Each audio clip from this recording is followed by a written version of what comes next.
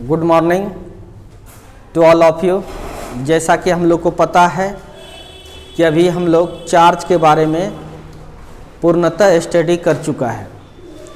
अब चार्ज और मास में क्या डिफरेंस है इसको भी जानना बहुत ज़रूरी है। चार्ज समझ रहे हैं, मास भी समझ रहे हैं। जिसको केजी में मापते हैं हम लोग वो मास है, नहीं जिसको कूलम में मापते हैं वो चार्ज है। चार्ज और मास में क्या डिफरेंस है इस चीज़ को हम लोग समझेंगे डिटेल्स में। बिहार बोर्ड ये क्वेश्चंस पूछ सकता है, तो ध्यान से देखिए।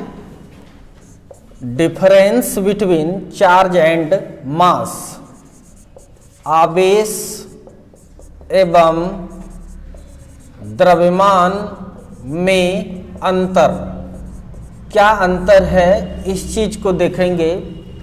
हम लोग एक साइड चार्ज को रखते हैं जिसको हिंदी में आवेश बोलते हैं, और दूसरे तरफ हम लोग मास को लिख रहे हैं जिसको हिंदी में हम लोग द्रव्यमान बोल रहे हैं। अब देखिए पहली बात कि चार्ज और मास में क्या करना है, हम लोग को डिफरेंस लिखना है। चार्ज के बारे में पढ़ लिया है, मास के बारे में सारा चीज जानते हैं हम लोग, कोई दिक्कत। तो पहला डिफरेंस लिख रहे हैं,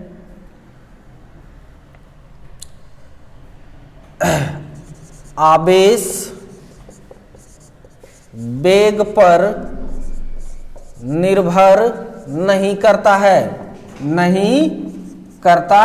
है। यह बात बताए थे कि कोई भी ऑब्जेक्ट है अगर उस पर चार्ज रखे, कोई भी ऑब्जेक्ट है अगर उस पर चार्ज रखेंगे, रुका हुआ में जितना है चलेगा भी तो बदलेगा नहीं। अगर 5 कूलम इसमें रख दिए तो चलने भी लगा तो 5 ही कूलम होगा। यह सही है, कोई दिक्कत। इसीलिए चार्ज का यह गुण है। आवेश का गुण है क्या, आवेश वेग पर निर्भर नहीं करता है। इंग्लिश में charge does not depend upon velocity. Okay. दूसरी बात, द्रव्यमान वेग पर निर्भर करता है। मास डिपेंड्स ऑन वेलोसिटी। ध्यान से समझना इस चीज को, बहुत इंपॉर्टेंट है। अगर आप केमिस्ट्री का 3rd चैप्टर पढ़े हैं 11th में तो आपको बताया गया होगा, नहीं तो फिर हम मॉडर्न फिजिक्स पढ़ाएंगे तब बताएंगे। लेकिन तनिक सोचिए कि मास जो है एक इक्वेशन आता है थ्योरी ऑफ रिलेटिविटी से कि mass is equal to, moving mass is equal to rest mass by 1 minus v square by c square. अब समझना है, देखिए ये क्या है। m जो है ना ये मूविंग मास है। कौन सा मास है? मूविंग मास। यानी जब गतिमान हो जाएगा, जब कोई भी चीज गति करने लगेगा तब का मास है ये, कोई दिक्कत। ये वाला जो है रेस्ट मास है। जब कोई भी चीज रुका हुआ है तब उसका मास कुछ और होता है, जब चलने लगता है तब उसका मास कुछ और भी हो जाता है। और ये जो c है ये वेलोसिटी है। ये क्या है? वेलोसिटी ऑफ लाइट, प्रकाश का वेग, जो कितना होता है 3 × 10⁸ मीटर पर सेकेंड। कोई दिक्कत। और ये है वेलोसिटी ऑफ ऑब्जेक्ट। जो भी वस्तु है जो गति कर रहा है उसका है ये क्या? वेग। तब तो सर ऐसा होता होगा कि अगर यदि कोई गाड़ी रुका हुआ है तो उसका मास कुछ और होगा, चलने लगेगा तो कुछ मास और हो जाएगा। हाँ ऐसा होता है, समझ में आ रहा है कि नहीं? ऐसा होता है। यह मास वेलोसिटी पर डिपेंड करता है। अगर यह गाड़ी का वेग संभव रियल में नहीं है, लेकिन सोचो अगर यह वेलोसिटी जो है वह हो जाएगा 3 मीटर, ये लाइट का वेलोसिटी कितना हो जाएगा? लाइट का वेलोसिटी से अगर कोई चल दे रहा है तो सी स्क्वायर हो जाएगा, सी स्क्वायर कैंसिल होके कितना हो जाएगा 1। अरे ये भी अगर यदि कोई भी ऑब्जेक्ट जो गति कर रहा है उसकी वेग अगर इतना हो जाए 3 × 10⁸ मीटर पर सेकेंड, तब तो यह कट के 1 आ जाएगा। 1 में 1 घटेगा तो 0, 0 का रूट 0, 0 किसी भी संख्या में भाग देंगे तो अनंत हो जाएगा। क्या हो जाएगा? अनंत। अनंत 0 से किसी भी संख्या में भाग देने पर अनंत हो जाता है, इन्फिनाइट हो जाता है। कोई दिक्कत? इसका मतलब है कि वेलोसिटी अगर बढ़ेगा ज़्यादा होगा तो मास भी बढ़ जाता है। बोलो जल्दी से। इसलिए रुका हुआ चीज का मास कुछ और होता है और चलने वाले चीज का मास कुछ और हो जाता है। अब थोड़ा बड़ा स्पीड से चलता है, जैसे गाड़ी वगैरह सब जो भी कुछ देखते हो, यह ज़्यादा बड़ा वेलोसिटी नहीं होता है, इसलिए प्रभावित नहीं होता है। अगर बहुत तेज चलेगा, या 3 लाख किलोमीटर पर सेकेंड है, इतने तेज से अगर चलने लगेगा, इतना तेजी से चलेगा या इसके कंपरेबल में इसके तुलनात्मक वेग रहेगा, तब तो प्रभावित मास होगा ही। मास बढ़ जाता है। अगर तेजी से कोई भी चीज चल रहा है तो उसका मास बढ़ जाता है, रुका हुआ का मास कम होता है। चलता है तेजी से तो मास बढ़ जाता है, लेकिन चार्ज के साथ ऐसी घटना नहीं होती है। चार्ज रुका भी रहेगा तो उतना ही रहेगा, चल भी देगा तो उतना ही रहेगा। इसलिए एक डिफरेंस तो ये हो गया आपका कि आवेश वेग पर निर्भर करता है, द्रव्यमान वेग पर निर्भर नहीं करता है। उल्टे बोल दिए, आवेश वेग पर निर्भर नहीं करता है, द्रव्यमान वेग पर निर्भर करता है, अकॉर्डिंग टू दिस इक्वेशन। कोई दिक्कत? अब नेक्स्ट देखिए, फिर लिखिएगा। अगला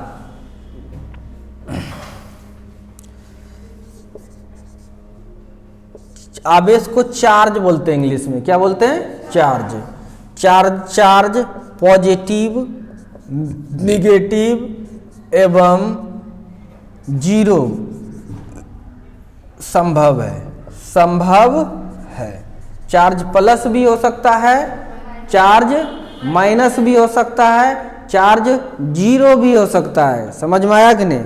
चार्ज प्लस भी हो सकता है, चार्ज माइनस भी हो सकता है, चार्ज जीरो भी हो सकता है, चार्ज कुछ भी हो सकता है। नहीं, जैसे प्रोटॉन पर प्लस चार्ज होता है, इलेक्ट्रॉन पर माइनस चार्ज होता है, न्यूट्रॉन पर कोई चार्ज नहीं होता है।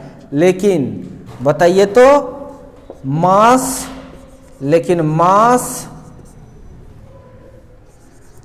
केवल पॉजिटिव होता है। कैसा होता है? पॉजिटिव होता है। मास निगेटिव कभी होगा? बताइए, कोई भी ऑब्जेक्ट है उसका मास तो होगा ही। अगर कुछ ना कुछ मास नहीं है तो वो ऑब्जेक्ट ही नहीं है। समझ में आ रहा है कि नहीं?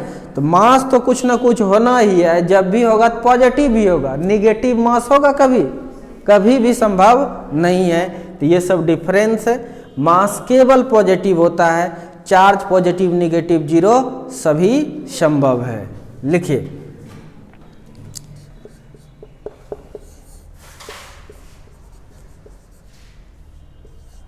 चार्ज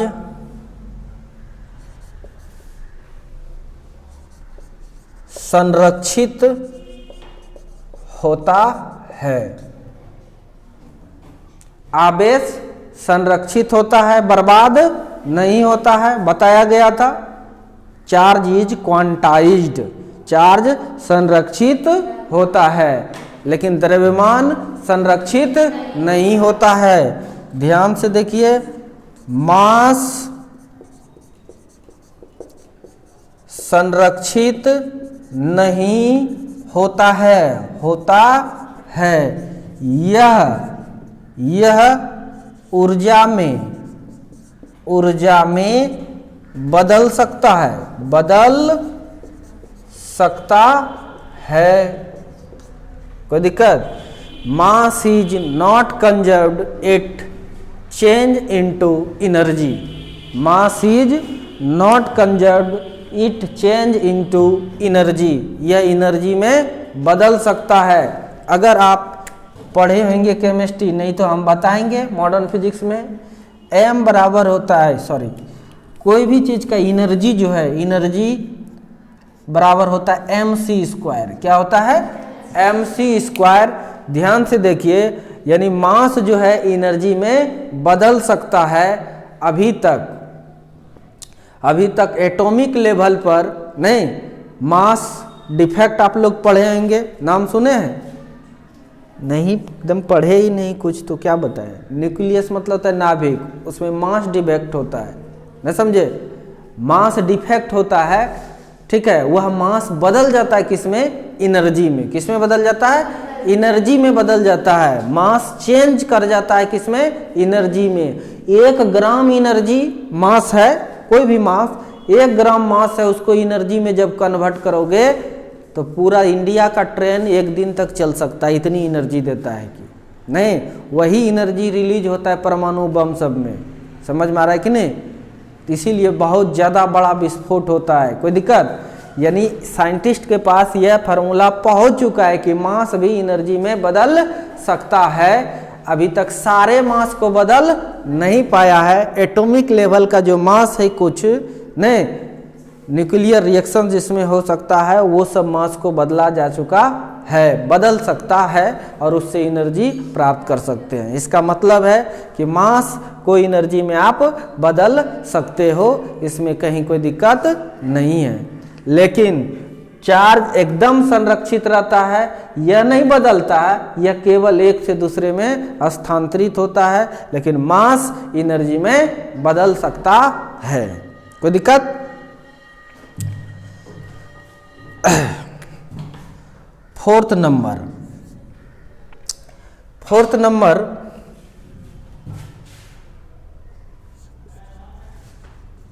चार्ज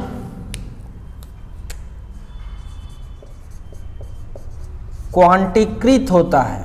चार्ज क्वांटीकृत होता है कि नहीं? बताओ।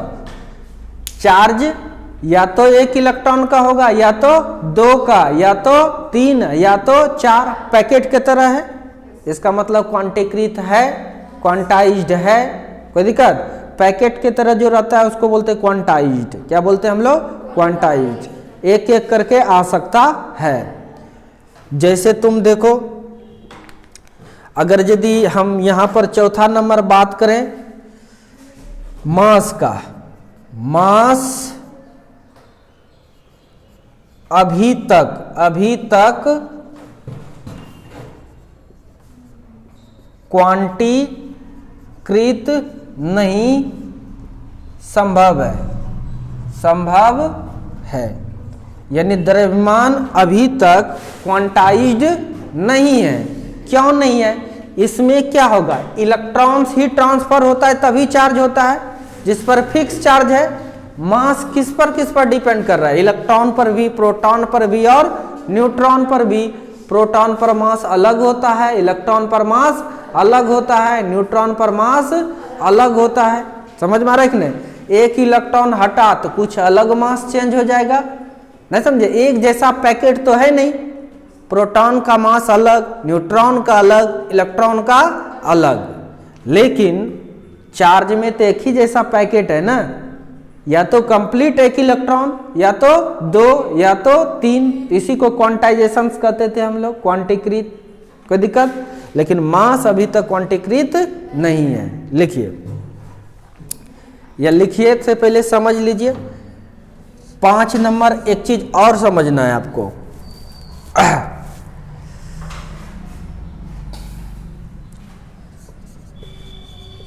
चार्ज के लिए मास जरूरी है, मास जरूरी है। ध्यान दीजिए, यह बात को समझिएगा, ध्यान दीजिए। चार्ज के लिए मास जरूरी है,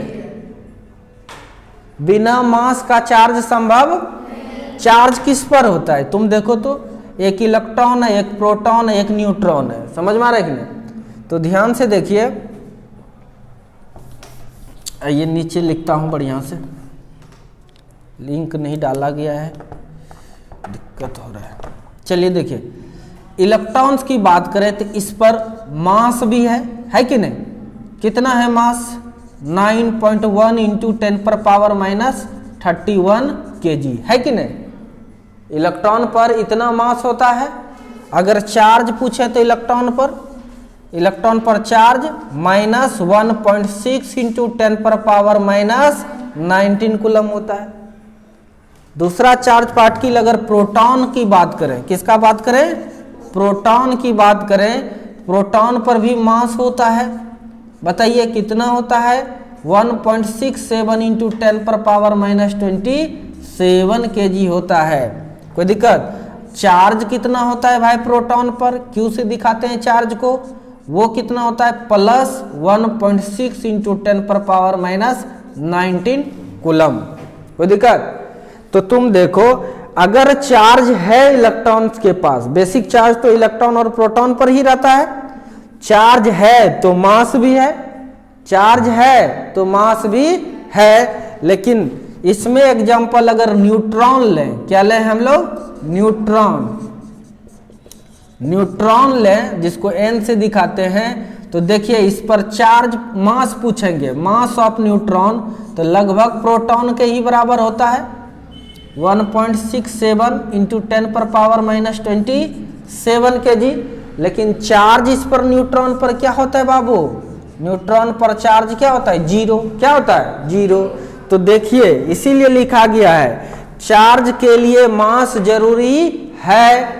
जब तक मास नहीं है तब तक चार्ज नहीं होगा। लेकिन मास के लिए चार्ज जरूरी नहीं है। यहाँ मास भी है तो चार्ज भी है, मास है तो चार्ज है। समझ में आ रहा है कि नहीं? यानी चार्ज के लिए मास जरूर है, चार्ज के लिए मास जरूर है, लेकिन मास के लिए चार्ज जरूर नहीं है। समझ में आ रहा है कि नहीं? कोई दिक्कत? तो ये सब डिफरेंस है, इसको आप याद रखिएगा। ओ इधर नहीं लिखे हैं हम, 5 नंबर पहले लिख लेते हैं। ये एग्जाम्पल दे दिए, ठीक है। 5 नंबर में इधर क्या लिखेगा आप उतारिए आप लोग। मास के लिए चार्ज जरूरी नहीं है, नहीं है। मास के लिए चार्ज जरूरी नहीं है।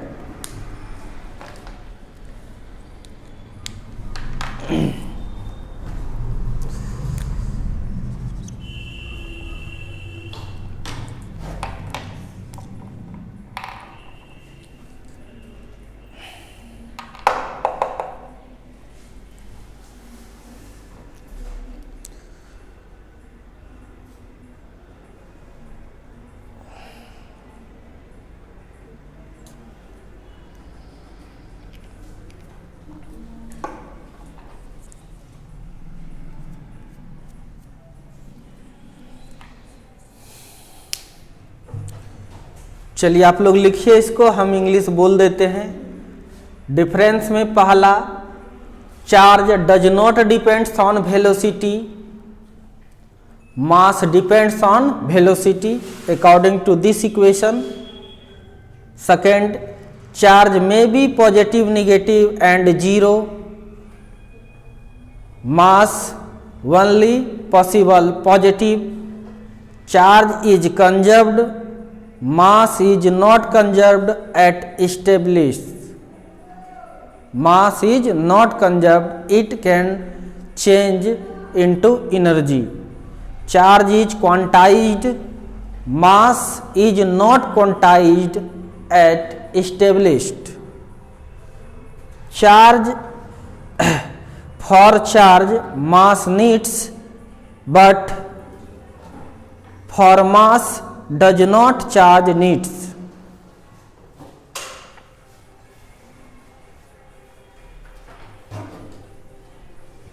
ऊपर मिटाऊं?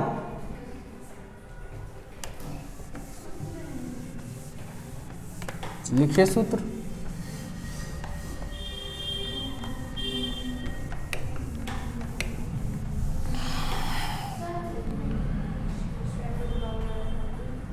अच्छा लिखो लिखो।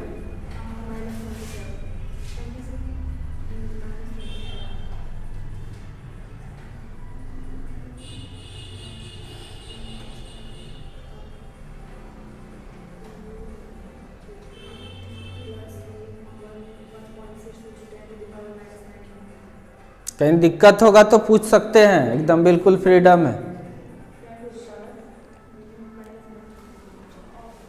कोई दिक्कत हो तो पूछ सकते हैं।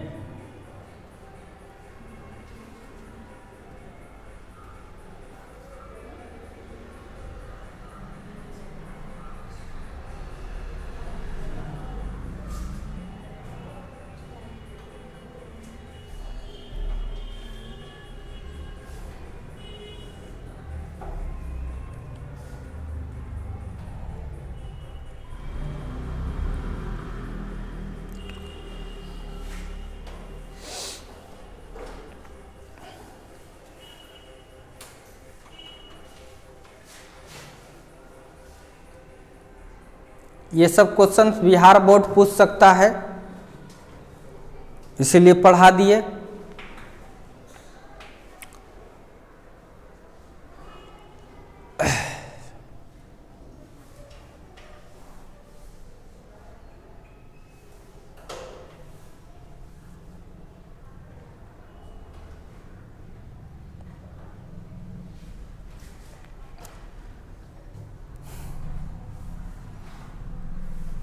और बहुत ऑब्जेक्टिव भी इससे आ सकता है, कभी कभी पूछ देगा, बताइए चार्ज पॉजिटिव निगेटिव जीरो संभव है लेकिन मास क्यों नहीं संभव है? क्योंकि पार्टिकल है तो उस पर मास होना जरूरी ही है। मास नहीं रहेगा तो फिर वो पार्टिकल कहलाएगा ही नहीं, या ऑब्जेक्ट कहलाएगा ही नहीं। बहुत सारा क्वेश्चन आ सकता है। डिफरेंस भी पूछेगा तो आप जवाब दे सकते हैं, कोई दिक्कत?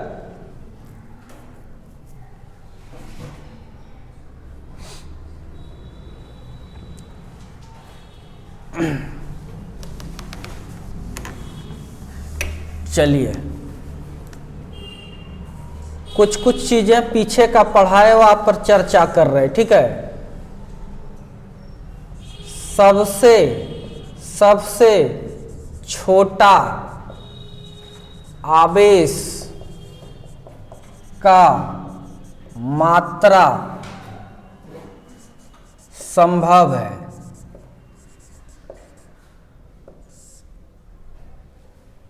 कितना संभव है बताइए?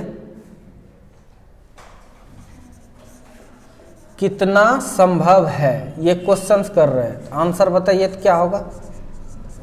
सबसे छोटा, smallest value of charge is possible. सबसे छोटा चार्ज का मात्रा कितना संभव है? क्वेश्चन दे रहे हैं, नोट छोड़ दो, क्वेश्चन दिए ये। सबसे छोटा चार्ज कितना हो सकता है?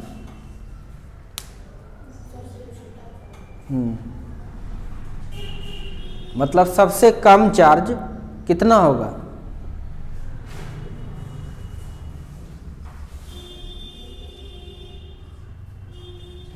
कितना होगा? इलेक्ट्रॉन का जो चार्ज है इससे छोटा चार्ज संभव नहीं है। बोलो, इसको ई से दिखाते हैं। E is equal to 1.6 into 10 पर पावर माइनस 19 कूलम। इससे चार्ज छोटा संभव है। जब भी चार्ज होगा तो एक इलेक्ट्रॉन का भी तो कम से कम होगा, या उससे 2 गुना होगा या 3 गुना होगा।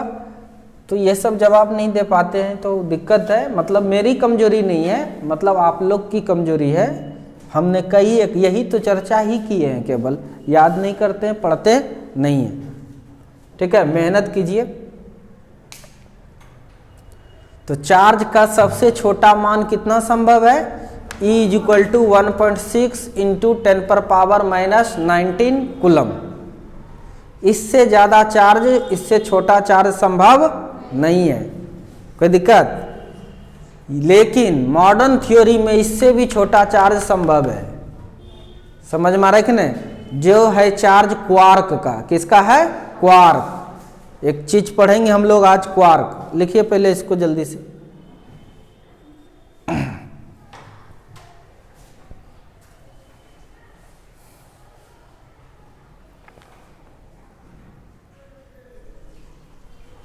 हो गया? थोड़ा जल्दी लिखिए।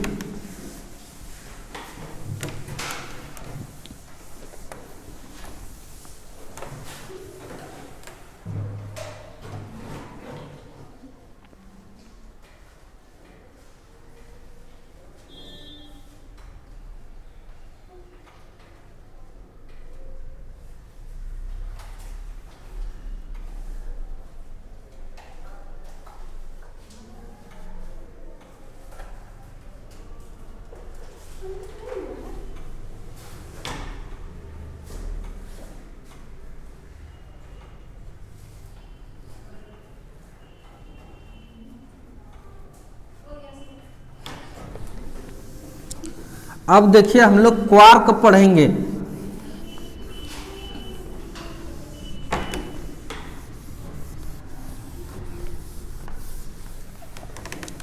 अच्छा बताओ, इस दुनिया में सबसे छोटा क्या है?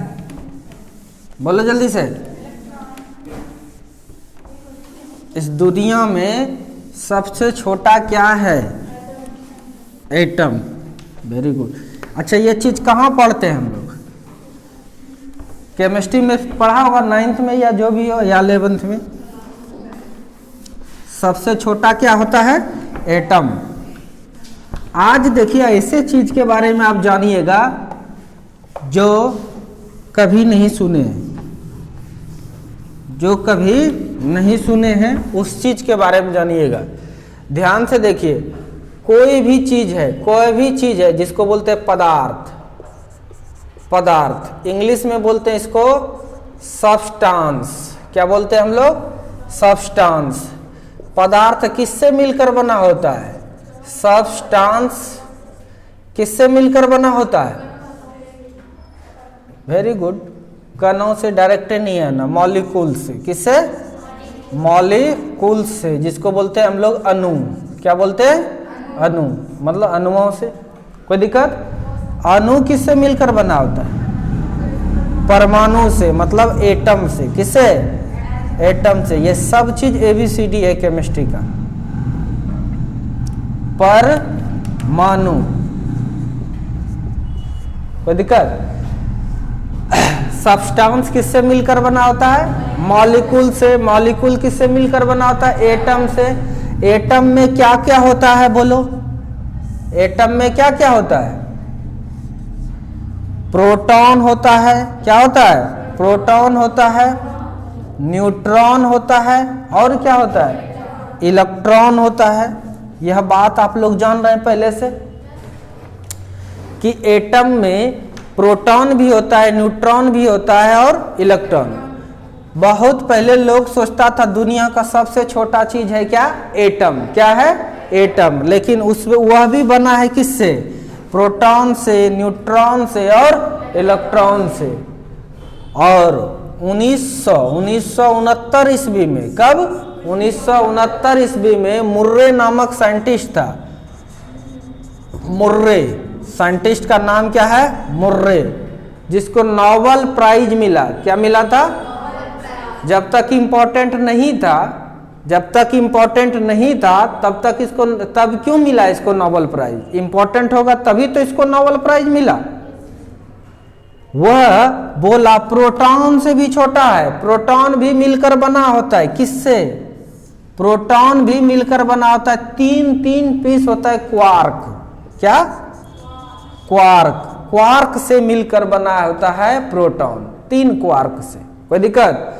न्यूट्रॉन भी, न्यूट्रॉन भी मिलकर किससे बना होता है? क्वार्क से। किससे? क्वार्क से। अभी इलेक्ट्रॉन्स के बारे में नहीं पता है लोगों को। कोई दिक्कत? प्रोटॉन से भी छोटा होता है क्वार्क। प्रोटॉन से भी छोटा होता है क्वार्क। समझ में आ रहा है कि नहीं? यानी पूछेगा अब दुनिया में सबसे छोटा क्या है, तो क्या जवाब देना है? क्वार्क जवाब है। क्या है? क्वार्क है। कोई दिक्कत? एटम नहीं, क्वार्क। क्वार्क बहुत प्रकार का होता है। 6 प्रकार का क्वार्क बताएंगे आपको हम। 6 प्रकार का क्वार्क होता है, नहीं समझे? 3 क्वार्क मिलता है तो प्रोटॉन भी बनता है, 3 क्वार्क मिलता है तो न्यूट्रॉन भी बनता है। कोई दिक्कत? तो समझ में आ गया? ये सब चीज केमिस्ट्री से हम लोग जान रहे थे। कोई दिक्कत? लेकिन अब अगर यदि आपको पूछेगा कोई सबसे छोटा क्या है तो बोलिएगा क्वार्क। क्वार्क से ही बना है प्रोटॉन, समझ में आ रहा है ना, क्वार्क से ही बना है न्यूट्रॉन। क्या एक ही तरह के क्वार्क से प्रोटॉन बनता है, एक ही तरह के क्वार्क से न्यूट्रॉन बनता है? नहीं, अलग अलग टाइप का क्वार्क मिलकर प्रोटॉन भी बनाता है और न्यूट्रॉन भी। कोई दिक्कत?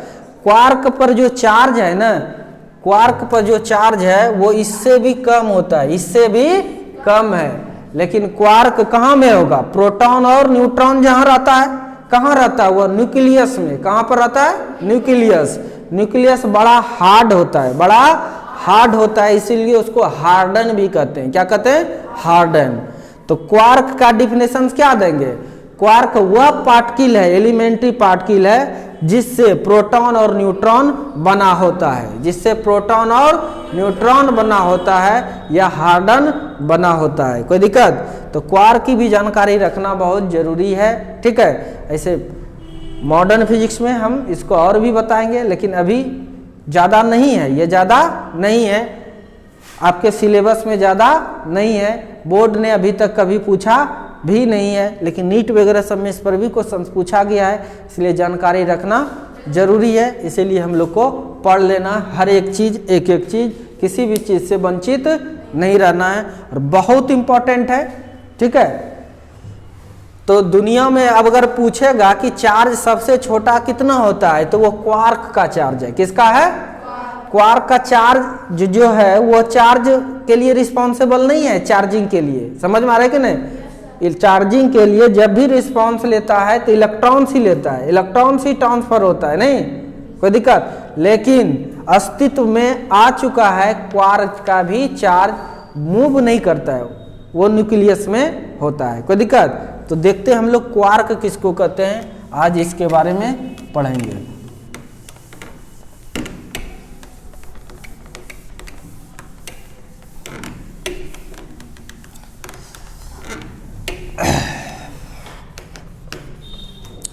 तो लिखिए, तो हेडिंग दीजिए क्वार्क। वह सूक्ष्म कण या वह कण जिससे मिलकर प्रोटॉन एवं न्यूट्रॉन, इसी को हार्डन कहते हैं, हार्डन बना होता है, उसे क्वार्क कहते हैं। इंग्लिश में क्या होगा? The particle by which proton and neutron, मतलब harden is prepared, called quark. उसी को क्या बोलते हैं हम लोग? क्वार्क। कोई दिक्कत? जिससे प्रोटॉन न्यूट्रॉन ये सब मिलकर बना, प्रोटॉन और न्यूट्रॉन बना होता है, उसी को क्या बोलते हैं हम लोग? Quark.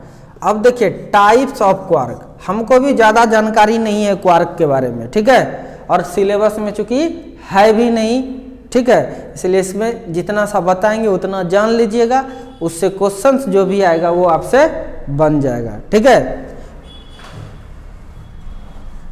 Types of quark, quark का प्रकार, देखिए याद हो जाएगा आपको 1 मिनट में। ध्यान से देखिए क्वार्क का प्रकार कितना होता है, ध्यान से देखिएगा। क्वार्क पर एक होता है अप क्वार्क, क्या होता है? Up quark. अप का उल्टा क्या होता है? डाउन। एक होता है डाउन क्वार्क, एक क्या होता है आपका? Down quark. ध्यान से देखिए। तीसरा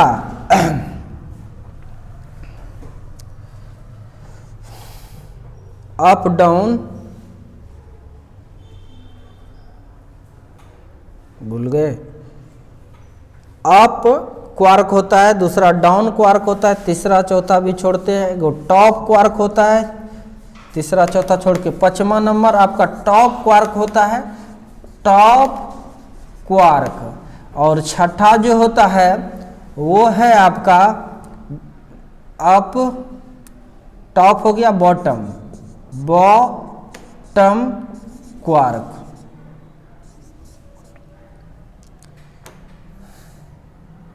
हाँ, चार्म, चार्म क्वार्क।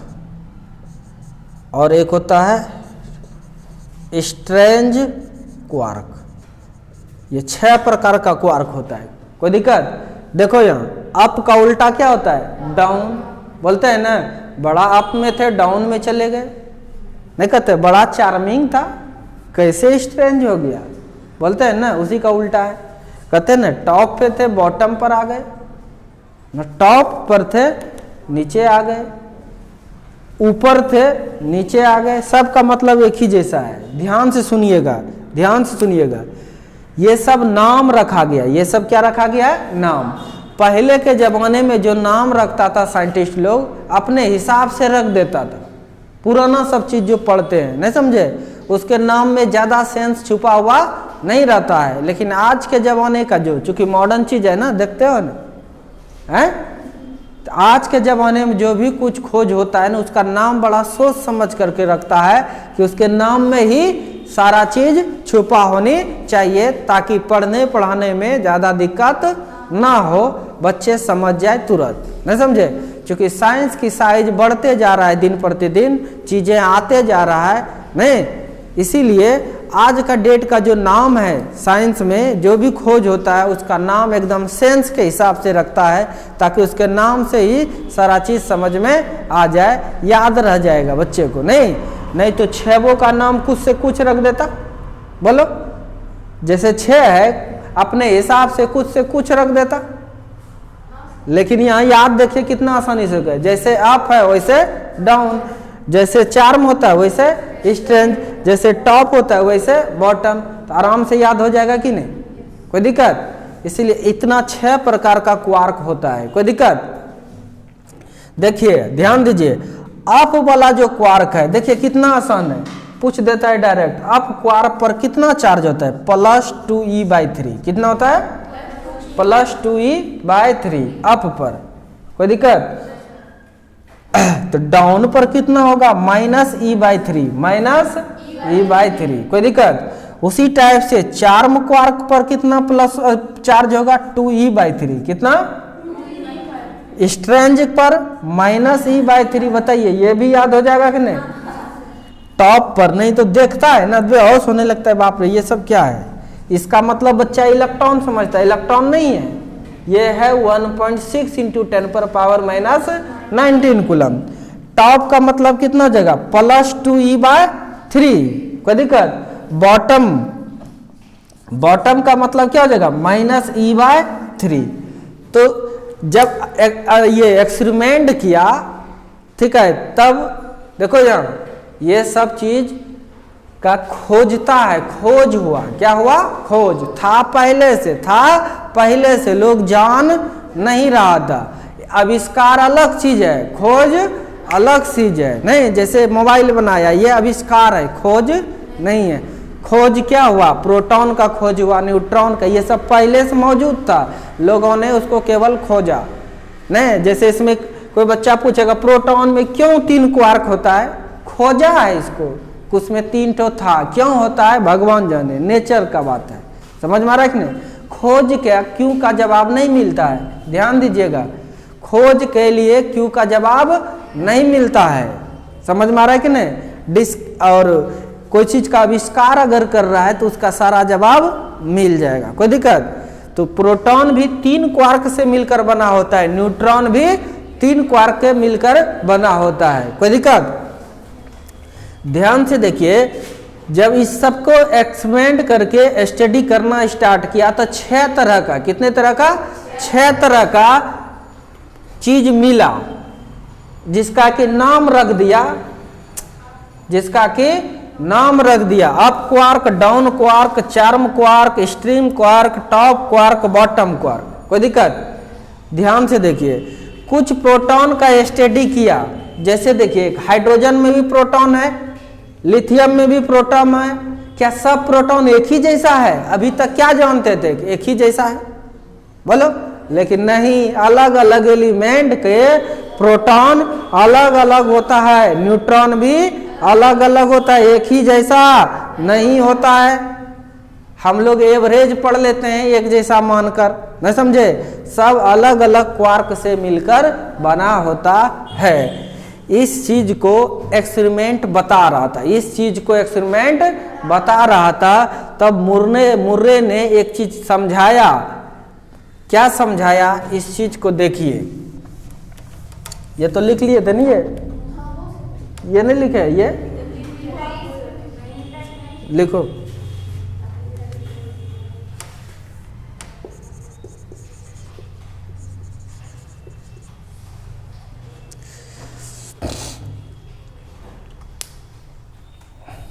इसको लिखिए, उसको मिटाएंगे, इसको छोड़ दीजिए, अभी पहले यहां तक लिखिए।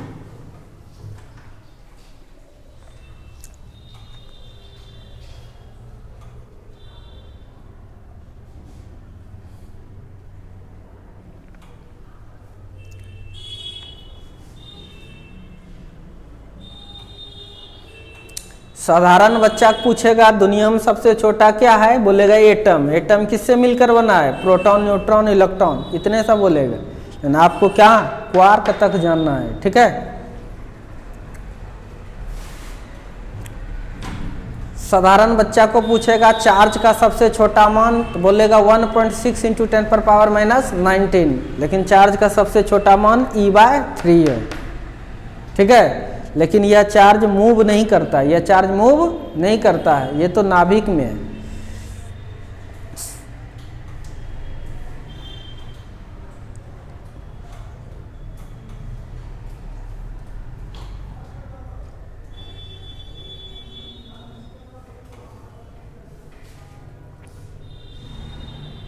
इधर हो गया सर। अब देखिए प्रोटॉन कौन कौन से क्वार्क मिल करके बनता है और न्यूट्रॉन कौन कौन सा क्वार्क मिलकर बनता है। हो गया नहीं? यहां तक ये केवल हुआ। ये देखिए, ये बड़ा इंटरेस्टिंग है, ये बड़ा इंटरेस्टिंग है, इसको समझ लीजिए। याद रखना भी आसान होगा, डायरेक्ट क्वेश्चन आएगा, एकदम डायरेक्ट क्वेश्चन। क्योंकि ये सिलेबस में है नहीं, इसीलिए यह ज़्यादा घुमाएगा नहीं, आपको याद हो जाएगा, भी सब चीज़ याद हो जाएगा। देखिएगा, भूलिएगा नहीं कभी, ध्यान से देखना। तो प्रोटॉन कितने क्वार्क को पूछेगा, प्रोटॉन कितने क्वार्क से मिलकर बना होता है? 3। न्यूट्रॉन भी कितने क्वार्क से मिलकर बना होता है? 3। तो लिखिए, प्रोटॉन 3 क्वार्क से मिलकर बना होता है। यानी proton is consisted by 3 quark, 3 quark से। कौन कौन सा क्वार्क से? ध्यान देखना, ध्यान देना, ध्यान देना। अगर यदि बाबू ध्यान दीजिए, अगर 2 पीस, एक क्वार्क ले लिए अप, क्या ले लिए? अप। दूसरा भी ले लिए क्या? अप। कोई दिक्कत? तीसरा ले लिए डाउन, तीसरा ले लिए क्या? डाउन। तो तीनों मिलाइएगा तो बन जाएगा प्रोटॉन। क्या बन जाएगा? देखो कैसे, इसी चीज को कैसे बताया वो। अप का चार्ज कितना है? 2E/3। बोलो, कोई दिक्कत? प्लस डाउन का क्या है चार्ज, सॉरी अप है, इस अप का भी 2E/3 प्लस डाउन का -E/3 है। तुम देखो बराबर प्रोटॉन का चार्ज आ जाएगा। प्रोटॉन का चार्ज क्या होता है? E। समझ में आ रहा है कि नहीं? E होता है प्रोटॉन पर चार्ज, या इलेक्ट्रॉन पर भी E होता है। कोई दिक्कत? तुम देखो एलसीएम ले लीजिए, कितना आ जाएगा? 3 तो यहाँ पर 2e plus 2e minus e, तुम देखना प्रूफ हो जाएगा। 2 2 4, 4 में से 1 घटेगा तो 3e बाय 3। ये देखिए e हो गया e के बराबर। समझ में आ रहा है कि नहीं? इसका मतलब है कि इस तीनों का, इसका चार्ज, इसका चार्ज, इसका चार्ज जोड़ते हैं तो e आता है कि नहीं? बोलो जल्दी से।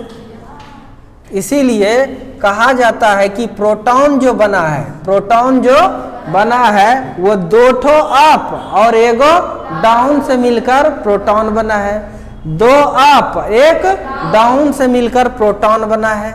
कोई दिक्कत?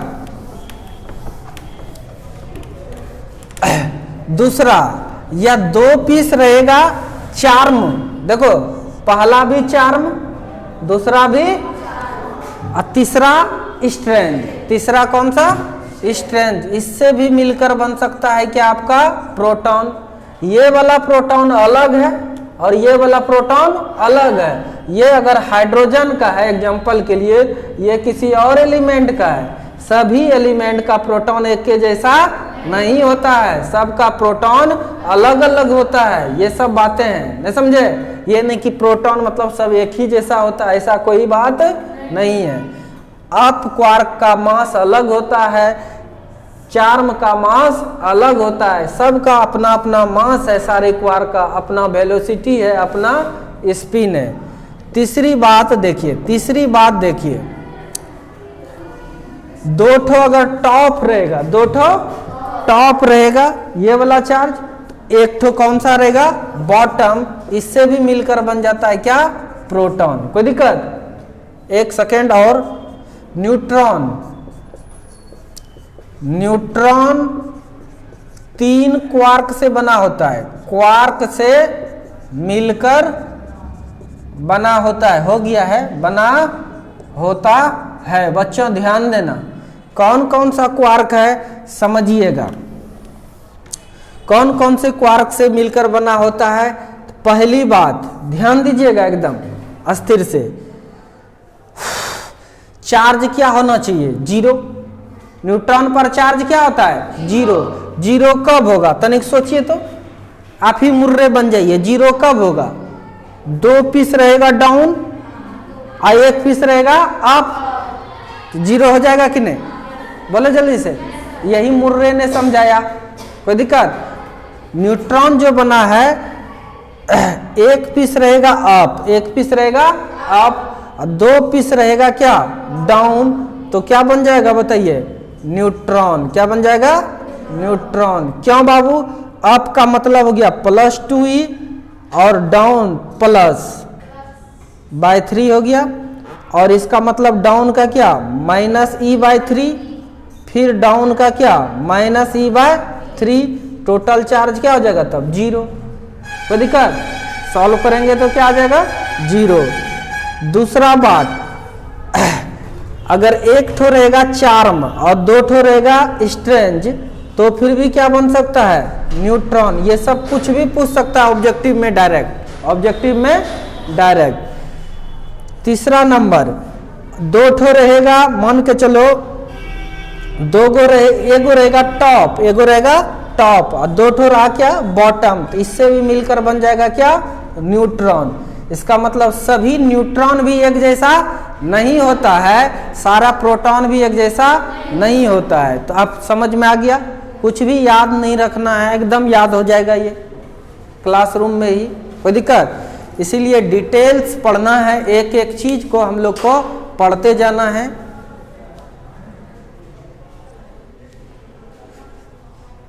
थोड़ा सा माहौल बनाइए, पढ़ने वाले का माहौल बनाइए, नहीं समझे?